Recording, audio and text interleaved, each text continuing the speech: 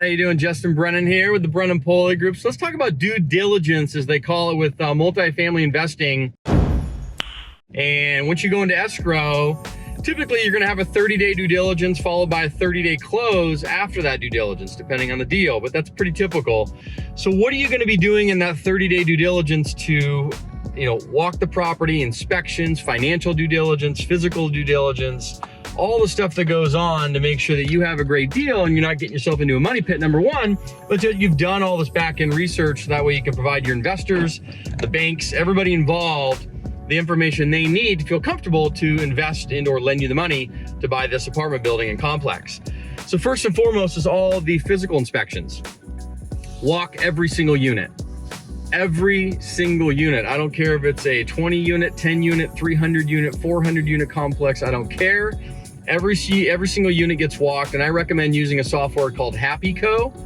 And it's what we use with our property management crews and everybody. So that way we literally snapshot every single unit where it's at, right? Condition wise, potential budgets for remodeling or fixing up deferred maintenance.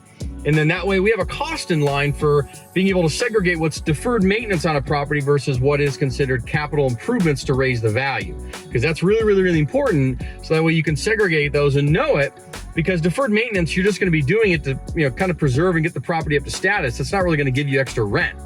Now, when you do capital improvements, that's really where you're going to get the rent bump. And you need to be able to understand those budgets and the difference between them. So physical inspections, walk every single unit, doing all the sewer scoping, roof, windows, drainage, any of that stuff, landscape, pool, laundry areas, all of that stuff needs to be inspected. All the HVAC units, whether they're on the roof or on the ground, all the furnace units inside the units, all the appliances, all the flooring, making sure you don't have any water intrusion issues, mold issues, all that physical stuff, really, really, really important. And then get bids on all that stuff so that way you know what they're going to cost going in 3 bids per. Your PM company, your property management company is going to help with this, along with yourself and your construction crews. They're going to help you get all these bids during the due diligence process. And you got to move, and you got to move fast. But that's the way it works. You need to have a lot of that logistical stuff set up in advance. So that way, once you can execute on a deal, you're moving, and you're moving pretty quickly within that first week.